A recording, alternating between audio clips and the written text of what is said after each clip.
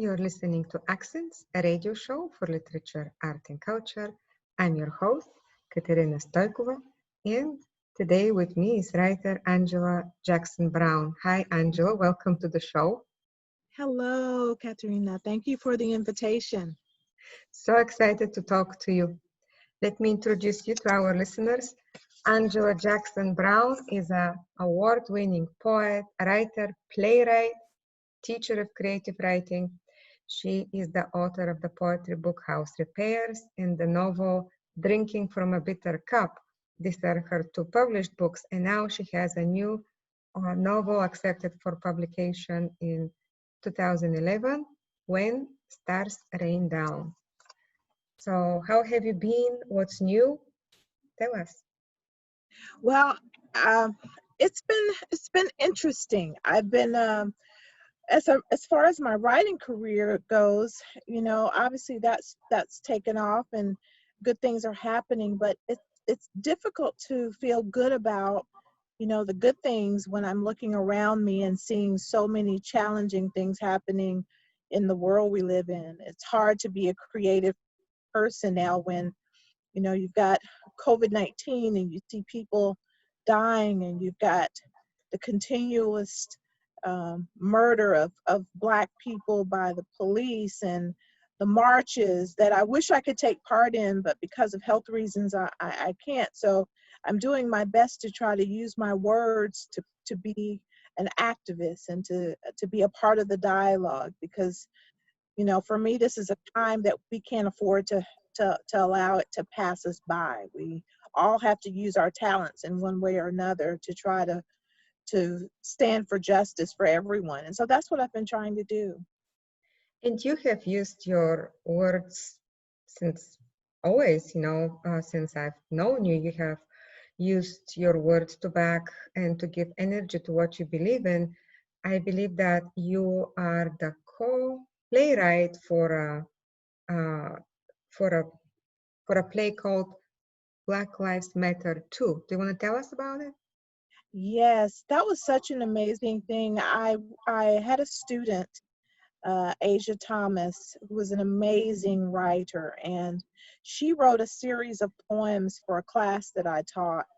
And I saw so much commonality between what she wrote and the things that I was writing. And so I approached her and said, would you be interested in adapting some of your poems and some of my poems and create a play out of it? So we created what we referred to as the story play, um, reminiscent in some ways of For Colored Girls. So we tried to have these vignettes that showed the Black existence from the Middle Passage to the present. And the interesting thing about this play is that it's continuing to develop. So just as soon as we can get out of COVID-19, our goal is to try and put this play on again, because obviously the stories just keep coming. Oh, is it recorded? Is there a recording that you can, share with the world? We do have some recordings. We're just a little leery about putting plays are a little different than like excerpts from your book or Mhm. excerpts from other projects. It's just a little bit difficult to put things out on the internet. So we have shared some clips, and we'll probably share a few others in the future. Tell us about the upcoming book. The upcoming book, When Stars Rain Down, I'm very excited about that project because I started it when I was a student at Spalding. I'm a graduate of the low residency MFA in creative writing program, and I started this short story collection that incorporated these characters who I followed this plantation from the 1700s, and the people that were either on the white side or the Black side from the 1700s to the 1970s. And so I focused this novel on some of those descendants in the 1930s. So it's a story about a young girl called Opal, and Opal is experiencing growing up and what it feels like to now be a woman living in the rural South where racism is rampant. And she and one of her close friends, who's a white boy who lives in the home that she works for, are grappling with what it looks like now, because they grew up as children playing together. And now as adults, they're trying to figure out, how do you decide which side to be on? You know, if you're the Black person who loves this young white boy like a brother, and you're this white boy who loves this Black girl like a sister, how do you figure that out and still have alliances to the people that look like you? So it's really a coming of age tale for both of those characters, but specifically Opal. And then I was also fortunate enough that they bought the rights to the second book that followed some of the characters from that book. I'm really happy for you. Thank you. Thank you so much. What are you going to read from us?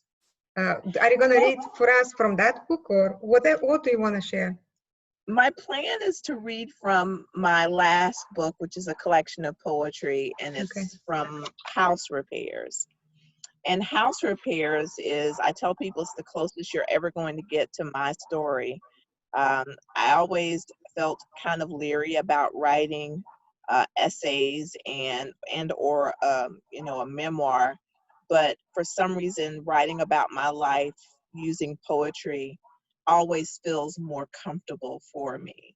I think because I can get in and out of the story a little faster than if I'm writing a 100 or 200 page book about my life. So, and I try to be an open book as much as I can. So this book was my way of saying, this is my story.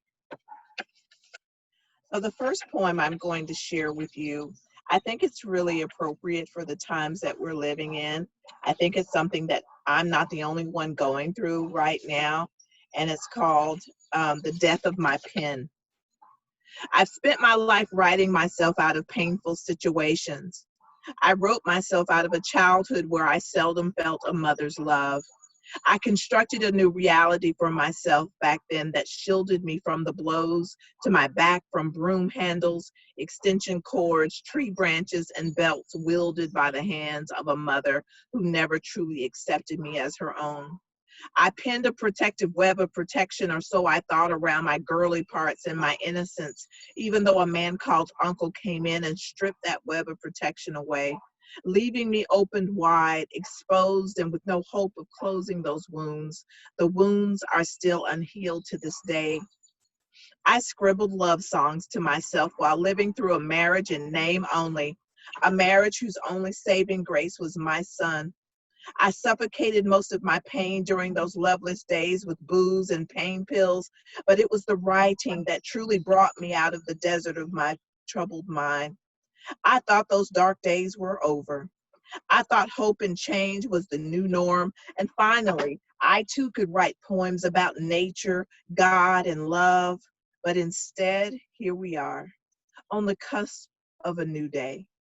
A day that reminds me of Jim Crow fallen leaders and 4 little girls whose brains got bashed inside of a place where souls were supposed to be safe. I'm a poet, a writer, and I'm running out of words to save myself from the pain the world is dishing out. My pen feels like it is suffocating, like it is strangling to death, and all I can do is sit and watch this code blue situation go down. The second poem is really, I suppose, about who I am and where I came from. When you look at me, you see not just an adopted baby of unknown pedigree, but a baby shuffled from one front porch monarch to the next, each trying to mark me, massaging their imprint into my skin with gnarled fingers in an effort to make me their own. I was a love child, cradled by my daddy's calloused hands.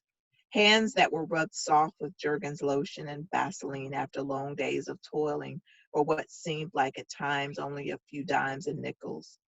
I was a country child, begat by country folk, who often got pecked by the beak of Jim Crow, but who occasionally got the chance to peck him back.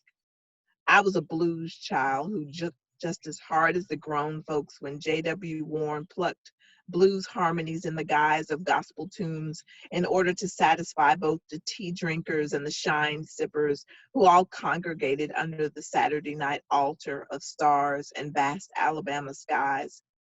I was a sometimes fearful child who was warned about the Billy Bobs, the Joe Nathans, and the Cooter Lees who whooped it up on backcountry roads and side streets, screaming racial epithets that burned crosses into the souls of the hearer. But in a pinch, these men would do you right, whether you were black or white.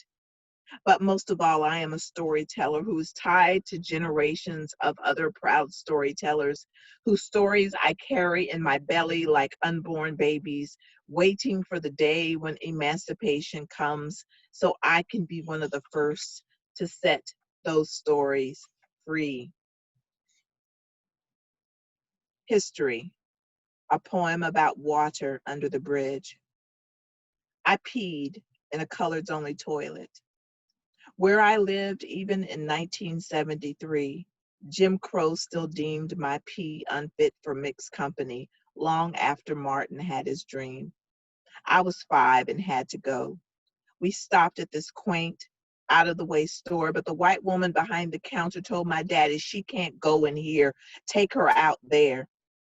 Daddy stood tall, unblinking, shoulders rigid and stiff. He guided me back outside to the wooden outhouse that was saturated with mannish-smelling pee. He touched my shoulder and said the only words that he could. Hurry up now, baby girl, and don't forget to squat. Till this day when peeing, squatting still comes more natural than sitting. You would think that by now I would be past this. You would think that the angry bowel that used to choke me in the middle of the night would have subsided, abated, gone away, but the anger is still there. Most days I can control it, suck it up and own it, but it is still there.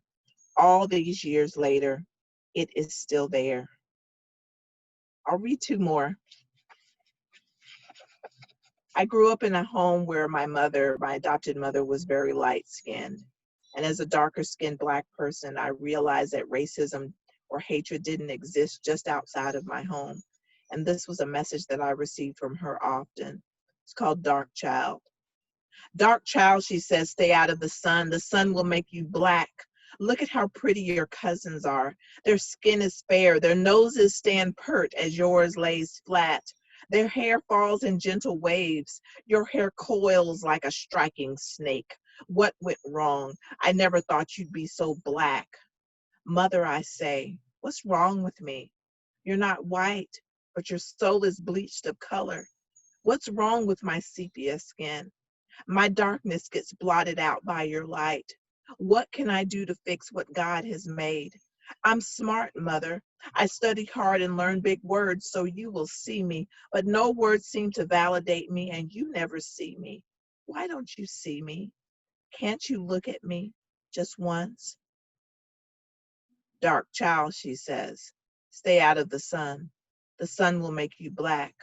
Look at how pretty your cousins are. Their skin is fair.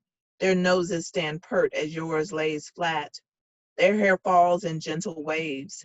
Your hair coils like a striking snake. What went wrong? I never thought you'd be so black. The final poem in the collection is really where I am now, and it's called House Repairs. What you stole from me wasn't yours. I didn't offer it, you took it. You broke in and ransacked every room, tore down load-bearing walls and crashed through doors that were closed shut, smashed windows leaving broken, jagged glass. But I'm rebuilding, stronger, better, newer. You didn't win. I'm still here. This house is still here.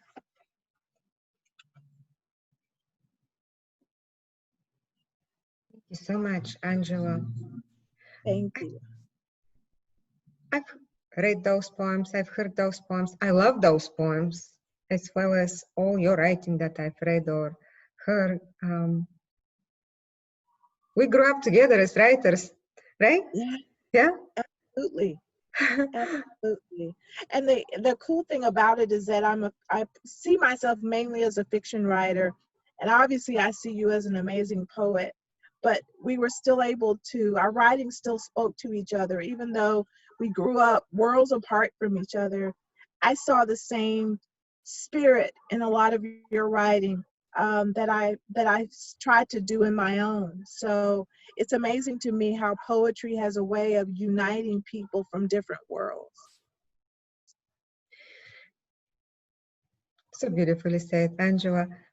My question is, what do you think we can do to help history to stop repeating itself?